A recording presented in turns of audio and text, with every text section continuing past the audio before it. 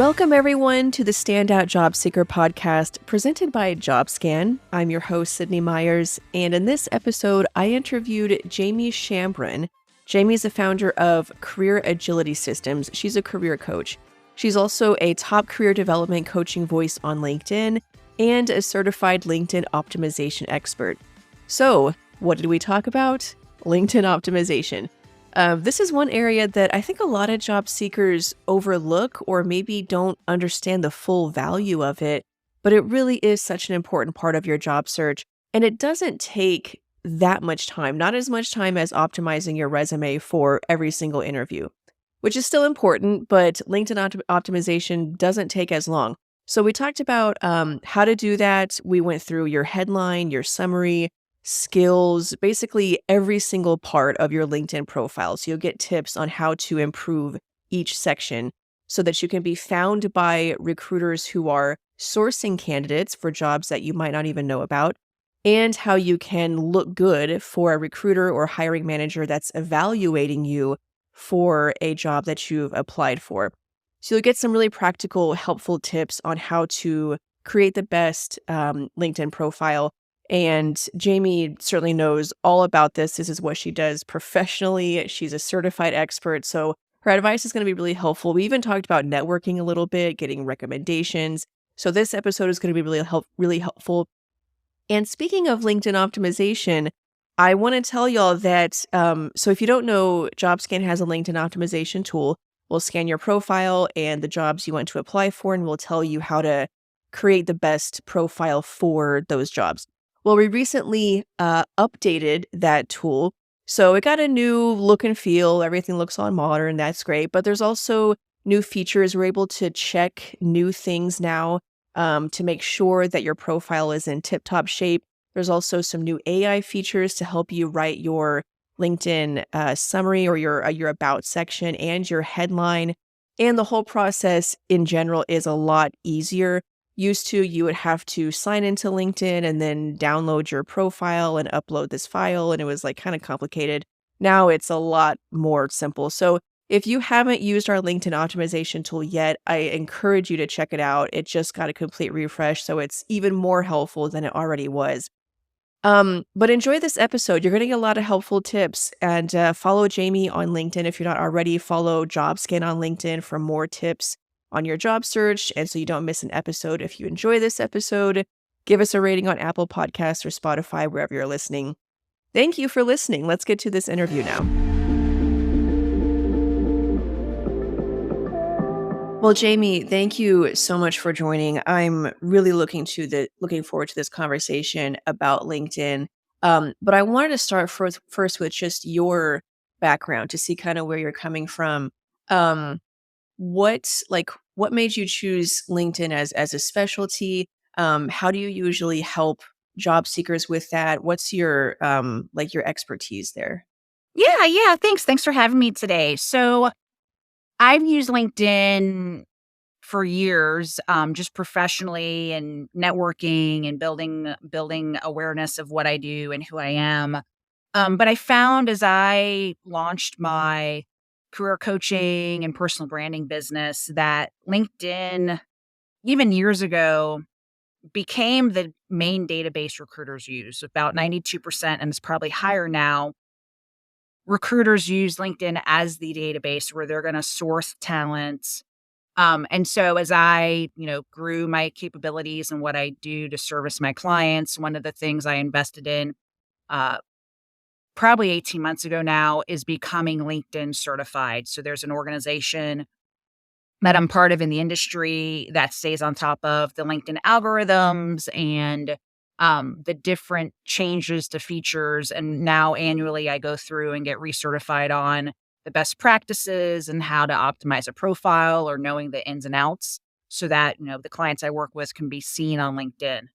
Okay, yeah, that's one thing that I've found is very common too, is that recruiters use LinkedIn in evaluating candidates or even just sourcing candidates, even if you haven't applied yet. Which kind of goes to which is a good segue for what I wanted to go into is first just establishing if whether or not LinkedIn is actually important in the job search. Like, does it even make a difference if I have an optimized profile? What have you found about that? Like, what role does LinkedIn play in the job search? Yeah, no, it plays two main roles. So to what you were just saying, it's the place where for there's a lot of times, so it's back to if you heard of the 2080 rule, 20% of jobs are posted online, but 80% are sourced via recruiters, they're sourced via headhunting agencies, or they're sourced just because they're not jobs that have been posted, but people are going to network to find out about the jobs. And so LinkedIn is really important to be sourced for that hidden job market, number one. But the second reason is if, say, a recruiter is looking at a stack of resumes to determine who to pull in for initial interviews, they are hands down going to go look at your LinkedIn profile and look at what's on the profile. And even more importantly, your social proof. So, what recommendations do you have on your profile? Because oftentimes, if you're up against some really strong candidates and a few of them have really great recommendations for past jobs, past performance, the recruiter will hands down pick those with great recommendations on their profile versus those that don't. Yeah. Yeah, okay, so I would definitely agree with that. Just like like I'm not a recruiter, but being someone who hires people, I always look at the LinkedIn profile. I was talking to a coworker about this the other day, how it's always strange to me when someone doesn't have a LinkedIn profile because it just feels so standard. And I'm like, if you don't have a LinkedIn profile, you don't exist. Like, it's strange to me. And it might sound weird for job seekers because it's like, I give you a resume, like that has everything you need, but it's like you said, there's so many applicants, you want as much information you can get. So I go to the LinkedIn profile. If they have a website, I go to the website. I look at their if I'm hiring writers, I look at their writing samples, like as much information as possible. And it sounds like that's kind of the experience that you've had too. Absolutely. Yeah. So then, okay, so you talked about how there's two parts of it being sourced and then being evaluated. So, how can job seekers optimize their profile for both? Are there different points of emphasis for both of those, or do all of the same principles apply? Yeah, that's a great question. So definitely if you're looking to be sourced, what recruiters are using is the recruiter side of LinkedIn. It's a tool that recruiters pay for. And the algorithms are looking at predominantly, and the first things a recruiter is going to see in the search results is your headline and your last two job titles. And so what's really important is your if you're looking for a job, that your target job title or target job titles are in your headline and are in your last few job titles, both for the algorithm, but also for the recruiter to understand you can do this, you've been there, you have this experience, and because they're going to get a page of, say, the top 10. And if you show up in that top 10, it's because you've optimized those pieces, and also your skills is going to be important as well in terms of the algorithm. Yeah, okay, so the headline then is crucial. Yes. Yeah, okay. Yeah, I've seen definitely a lot of emphasis on the headline. Like, we have the articles, and like LinkedIn headline is a highly searched for topic. People want help with that. What's like Okay, so then the key there is having your job title in the headline. Are there other keys like like putting skills or certifications? Like, what are the most important things that you've seen that are most helpful to have in the headline? Yeah, so you can definitely highlight key skills. What I normally do for clients where I work on their LinkedIn profile is I work to include what I build with them, their personal brand promise. So, what they do for whom and the value they provide. So, it's catching and it's clear, the target industry you may be looking at, the key skills, the what you do, and then like, are you helping grow revenue? Are you helping save costs? Or like, what is it that you're doing, the value add that someone would go like, "Oh, I want to learn more about you," and be intrigued to like double click and look at your about or look at some other parts of your profile. Okay, interesting.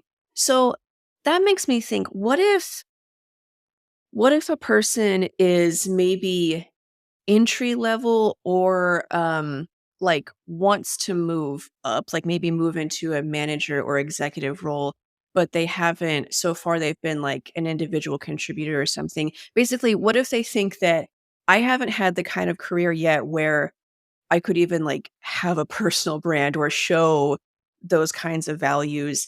Is that a valid concern or how do you approach that? Yeah, so I see everyone as a service to others, and that means there is something that you're offering even today just coming out of college in terms of what skills did you gain? Did you have any internships where you gained project management skills or look at the soft skills that you've gained over, your education and some of the hard skills. So I look at that and then also, like some tricks to the trade is maybe you're not at the manager level yet, but maybe you report to a manager. So you can, in your job titles, note like report to manager of X. So just some little tricks to get around the I may not be a manager. The other thing you also say Mhm. too is in your headline is marketing associate aspiring to become a chief marketing officer or a head of like you can put some aspirational things into your personal brand as well. You don't have to be what you've done over and over again. It can be talking about some of your aspirations. So again, people see where you're headed if you've got some high level goals in mind. It does not have to be like what you've done. There's a different ways to pull your brand together and to showcase it on LinkedIn. And for a lot of young professionals, it may just be more of an aspirational brand at this point. Yeah, okay, okay. So then like and I guess this is why it's so important in this context to have those career goals because once you have the goal, then you can identify things you need to do to work towards them. And like maybe you could highlight those things in the headline. So I'm thinking of maybe you're currently getting a degree in a field or just doing any kind of training or learning or whatever it is you're doing to work towards those goals, you could also cite that. So, like, you're not there yet, but they know that you're actively gaining the skills and knowledge that you would need to get there. Yeah, absolutely. And that's why I always recommend to like in the education section, even if your degree isn't done, to note it's in progress.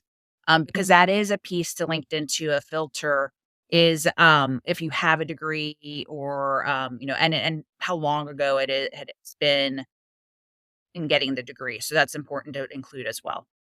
Okay. Okay. So then what about the other part of well, I guess let me make sure I've covered everything on this. So we're on the topic of recruiters using LinkedIn to source candidates, people who haven't even applied for a job yet. We talked about the headline and your last two job titles. Is there anything else that job seekers can do to be found for like what you were talking about, those the hidden job market? Those are the key things. Make sure your skills are relevant and up to date as well. So I find, say, people mid career who built their profile maybe 7, 8 years ago, they haven't pruned out individual contributor skills and added in skills around leadership or strategy or more senior level skills. And so there's definitely a need to prune skills and add skills that are more relevant to where you're going in your career. Because a lot of times you might be wondering, well, why am I getting called again for an engineering role when I'm a IT director now? Well, it's because of the skills and the language that's you've left in your LinkedIn profile that you haven't updated in a few years. Okay, okay, yeah. Yeah, I see that a lot too, when looking at candidates or just anybody in general. Like, some of their work experience, some of the job titles are, like, really filled out with the responsibilities and skills, and then some of them, there's, like, no information. And I guess if you're not actively applying for a job or looking for a job, then obviously it's not gonna hurt you, but, like, fill out everything, like have information in all of those because yeah, it's just more things that that search engine or the tool that recruiters use can pick up to find you. Yeah. Yep, absolutely. So then, okay, so the other side of LinkedIn is candidates being evaluated for a role that they have applied for. What have you noticed that makes the biggest difference there in optimizing or just creating a great LinkedIn profile for that? Yeah, so there's a few things, and a few tips as well on if the job you're being a candidate for, you applied via LinkedIn. So, I think I may have mentioned earlier, recommendations. So that social proof of other people noting you were great to work with, you're a great boss, you're a great, you name it, employer X. That will go far if they're trying to stack rank who they're going to bring in for initial interviews. Having a little bit of background on your about, like what got you to where you are to add to your about section. They're not going to double click into a lot because I mean, there's a lot that could be on a LinkedIn page, but when they're looking at you, they're going to look at, is your profile aligned to your resume, right? Just little things like that. Is everything consistent? Now back to if you applied to a job on LinkedIn, you actually want to do a few things. Now this is back to the algorithm.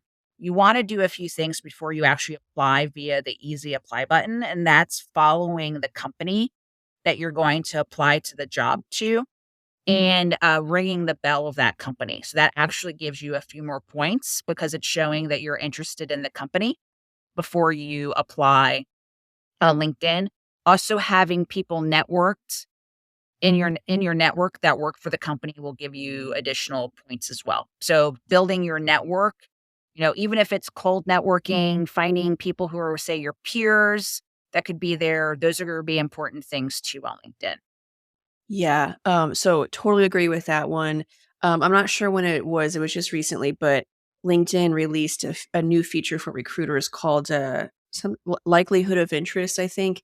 And if you are following the company and you have alerts, like job alerts set up, then you get a special tag in that recruiter view that shows that you are more likely to be interested in that job.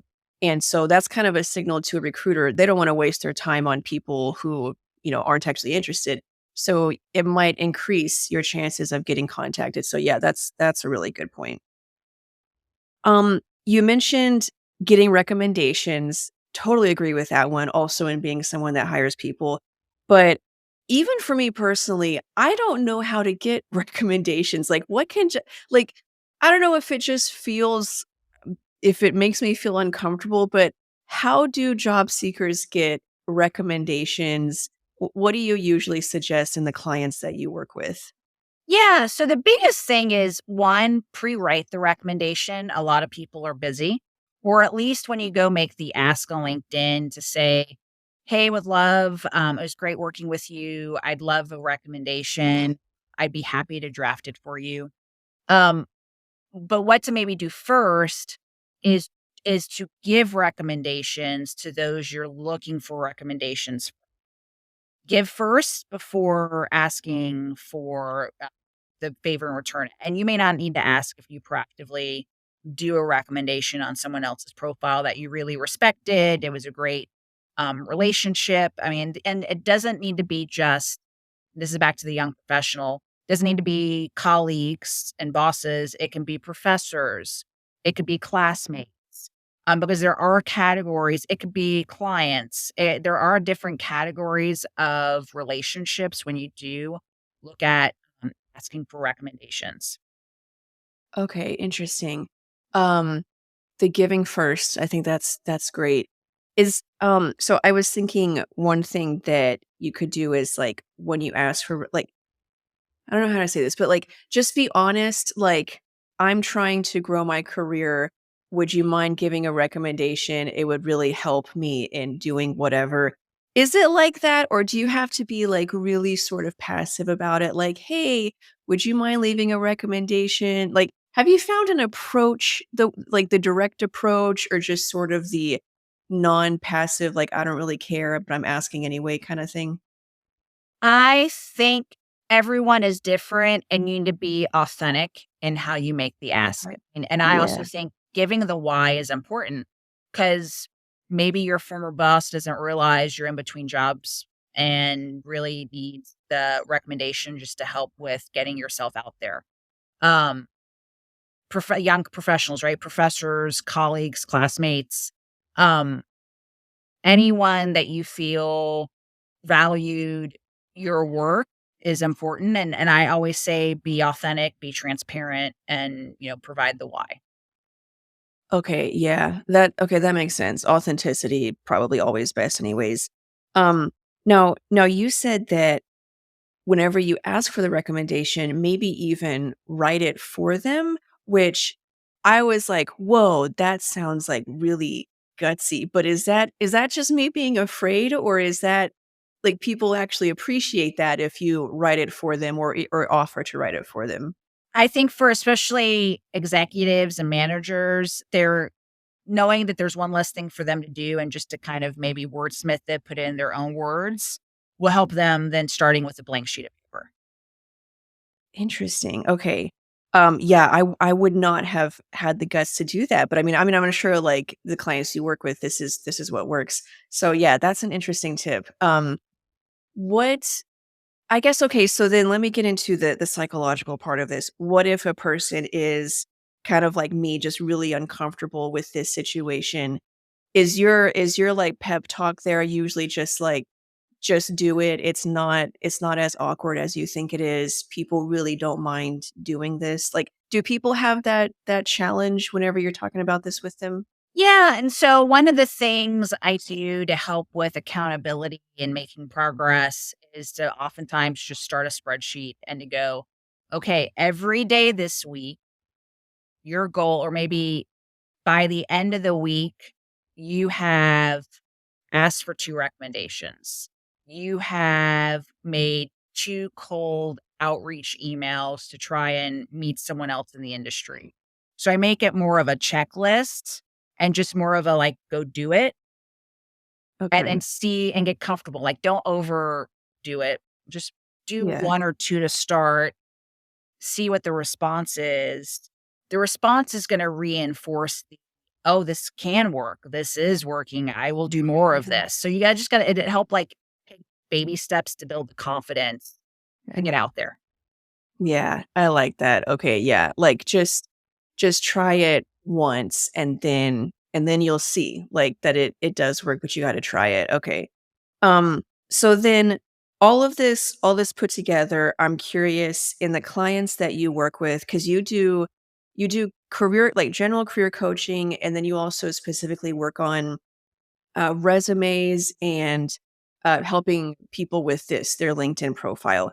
So, have you seen a noticeable success rate for those who do all of this with their LinkedIn profile and get recommendations compared to those who don't do it or maybe don't do it as much as others?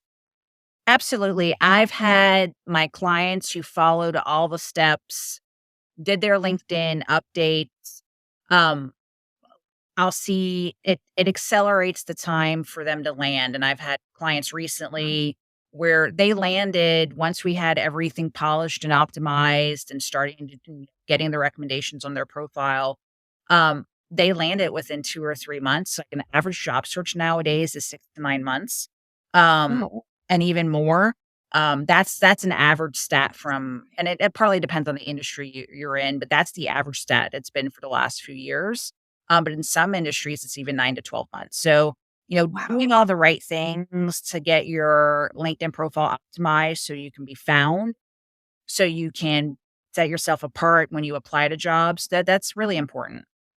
Yeah. Okay, that's interesting. So that lines up with the data that we found too. So we looked at almost 1 million job applications and looked at a bunch of different variables, and we found that those that did optimize their LinkedIn profile, they had a much higher interview rate. So interesting. You've seen the same thing there. So then, connected to that. So we know now that it works. This is important. But job seekers might still feel overwhelmed by the idea. How do you know about how long it takes to do this work of optimizing their LinkedIn profile? Trying to find something to like make it feel more approachable to them. What's the time investment usually? So, depending on how clear they are on target job and their personal brand. If that is laser clear, that's usually happens when I'm in the resume rewrite process and I do the resume first. When I get to the LinkedIn step to create the content for someone's profile, now granted, I do this all the time. It takes me 20, 30 minutes. And then Okay. it's just copying and pasting content into different parts of the profile. Updating skills can get tedious because you can have up to 100 skills. Wow. Yeah, they changed it from 50 to 100. So that can get tedious. But when I have some people leverage my service where we'll go in and do the updates for you. And so my customer care manager won't even take an hour to basically take the content I wrote out and populate someone's profile. So maybe you're looking Interesting. at, if you're doing it yourself, if you're clear on your job search, where you're going, your resume is solid, you've got a story. It's really just taking parts of your resume, thinking about your one-line statement. Maybe it's an hour and a half exercise from soup to nuts, 2 hours. Mhm. And I would focus on just a few key areas first. So maybe spend 30 minutes on figuring out what's your headline, what's your few job titles, getting your experiences up to date. Pick a few bullet points for each experience versus copy and pasting your whole resume in there. So I think there's ways you can chip away at it. Maybe another 30 minutes is then tackling the skills section because there's a method to the ordering of the skills as well. Like the top 10 is most important. Then the rest of Okay. them. Okay. Um, Interesting. You mentioned that you can add up to 100. Is that best practice? Because my initial reaction was like, "Ooh, wouldn't it be better to have, like, a shorter targeted list of skills?" But do you find that it's better to just list all of them, all the ones that you have? Well, it's not so much list all the ones you have. For LinkedIn, it's about what are you seeing are the skills tied to jobs. And there is a LinkedIn database of job titles to skills, but recruiters are going to add skills that isn't in the database.